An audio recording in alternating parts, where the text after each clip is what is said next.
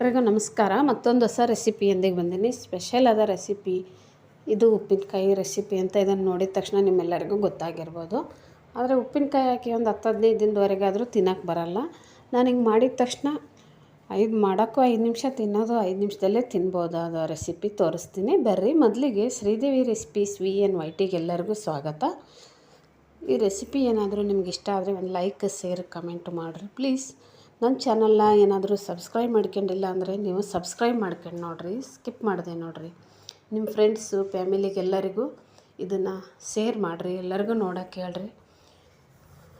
ಬರ್ರಿ ಮೊದಲಿಗೆ ಮಾಡೋ ವಿಧಾನ. ಬೇಕಾದ ಸಾಮಗ್ರಿಗಳು: ಮಾವಿನಕಾಯಿ, ನಿಂಬೆಹಣ್ಣು, ಹಸಿಮೆಣ್ಸಿನ್ಕಾಯಿ ತೊಗೊಂಡಿದ್ದೀನಿ. ಮಾವಿನಕಾಯಿ, ನಿಂಬೆಹಣ್ಣು ಯೆಲ್ಲೋ ಕಲರ್ ಇರೋದು ತೊಗೋಬೇಕು. ಇವಾಗ ಇದು ಸಾಸಿವೆ ತೊಗೊಂಡಿನಿ. ಸಾಸಿವೆ ಪುಡಿ ಒಂದು ಸ್ವಲ್ಪ, ಉಪ್ಪು, ಮೆಂತ್ಯ, ಜೀರಿಗೆ,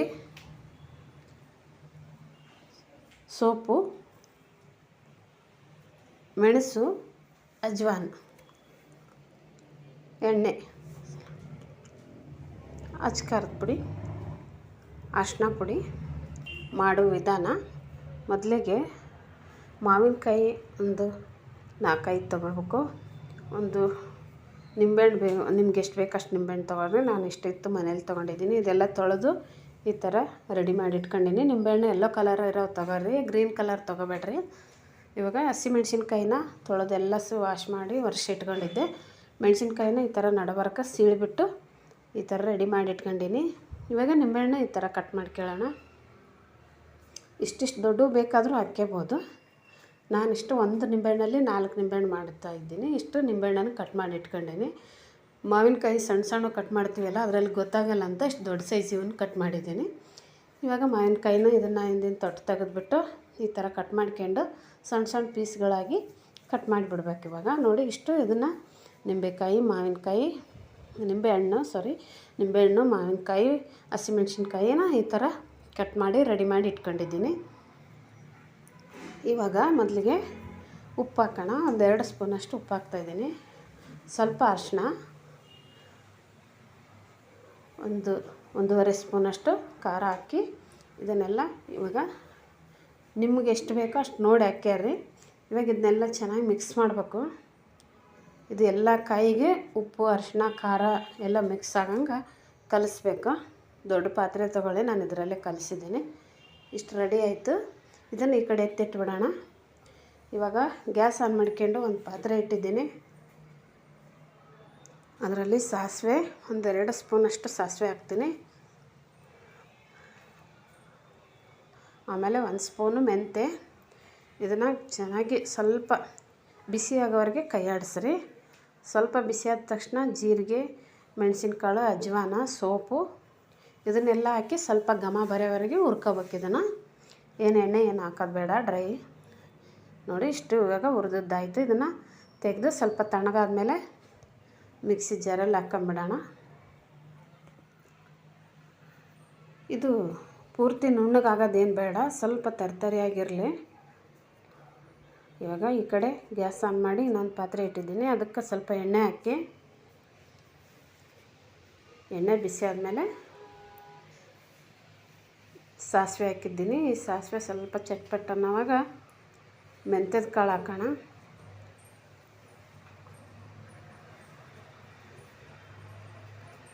ನೋಡಿ, ಎಷ್ಟು ಮೆಂತ್ಯದ ಕಾಳು ಹಾಕಬೇಕು. ಇವಾಗ ಅದು ಸ್ವಲ್ಪ ಬಿಸಿ ಆದಮೇಲೆ ಇವೆಲ್ಲ ಮಿಕ್ಸ್ ಮಾಡಿ ಇಟ್ಕೊಂಡಿದ್ವಲ್ಲ, ಖಾರ, ಅರಿಶಿನ, ಉಪ್ಪು, ನಿಂಬೆಹಣ್ಣು, ಮಾವಿನಕಾಯಿ, ಹಸಿಮೆಣ್ಸಿನ್ಕಾಯಿಗೆ ಮಿಕ್ಸ್ ಮಾಡಿಟ್ಟಿದ್ವಲ್ಲ ಅದನ್ನೆಲ್ಲ ಹಾಕಿ ಗ್ಯಾಸ್ ಆನಲ್ಲೇ ಇರಲಿ. ಇದು ಬಿಸಿ ಉಪ್ಪಿನಕಾಯಿ ಮಾಡೋದು ತೋರಿಸ್ತೀನಿ. ಇವಾಗ ಅದು ರುಬ್ಬಿಟ್ಕೊಂಡಿರೋ ಮಸಾಲೆ ಎಲ್ಲ ಹಾಕ್ತಾಯಿದ್ದೀನಿ. ಸ್ವಲ್ಪ ಹಾಕಿದ್ದೀನಿ ಮೊದಲಿಗೆ ನೋಡೋಣ ಅಂತ. ಅದಿಷ್ಟು ಹಾಕಬೇಕು, ಆದರೆ ಸ್ವಲ್ಪ ಬಿಟ್ಟು ಅದಿಷ್ಟು ಹಾಕಿ ಇವಾಗೆಲ್ಲ ಹಾಕಿ ಮಿಕ್ಸ್ ಮಾಡಿದ್ದೀನಿ.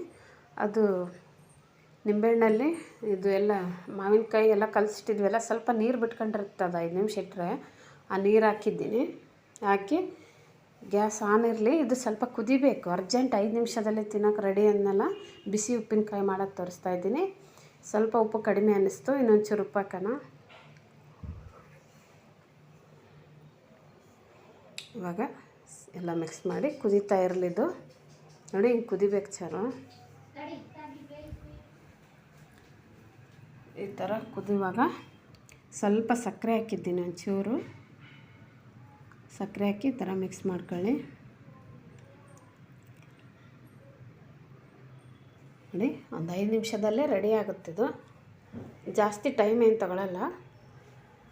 ಈ ಥರ ಇನ್ನೊಂದು ಸ್ವಲ್ಪ ತಿರುಗಿಸ್ಬಿಟ್ಟು, ಯಾಕಂದರೆ ನೀರಿನ ಅಂಶ ಕಡಿಮೆ ಇರುತ್ತಲ್ಲ, ತಳ ಇದಾಗುತ್ತೆ, ತಿರುಗಿಸ್ತಾ ಮುಚ್ಚಿ ಒಂದು 5 ನಿಮಿಷ ಮುಚ್ಚಿ ಪ್ಲೇಟು ಗ್ಯಾಸ್ ಲೋ ಮಾಡಿ ಇಟ್ಬಿಡ್ರಿ.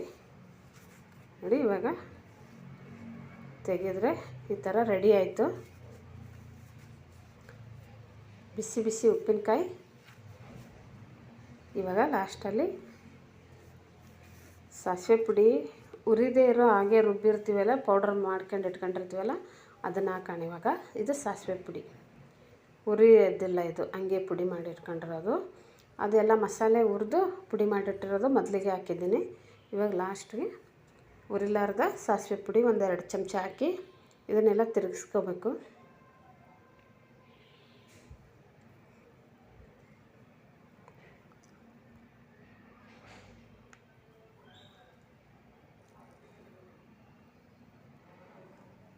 ನೋಡಿರಿ, ಇವಾಗ ಕುದ್ದು ರೆಡಿ ಆಯಿತು.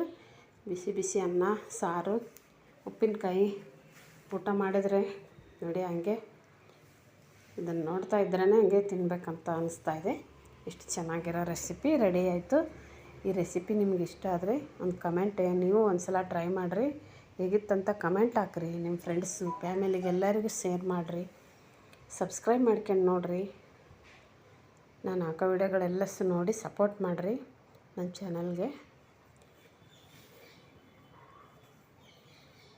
ಫ್ರೆಂಡ್ಸ್ ಫ್ಯಾಮಿಲಿಗೆ ಎಲ್ಲರಿಗೂ ಶೇರ್ ಮಾಡಿರಿ. ನೋಡಿ, ಬಿಸಿ ಉಪ್ಪಿನಕಾಯಿ, ಬಿಸಿ ಬಿಸಿ ಉಪ್ಪಿನಕಾಯಿ ರೆಡಿ ಆಯಿತು. ಇವಾಗ ಇದು 3 ಥರ ಮಿಕ್ಸ್ ಮಾಡಿರುವಂಥ ಬಿಸಿ ಉಪ್ಪಿನಕಾಯಿ ರೆಡಿ.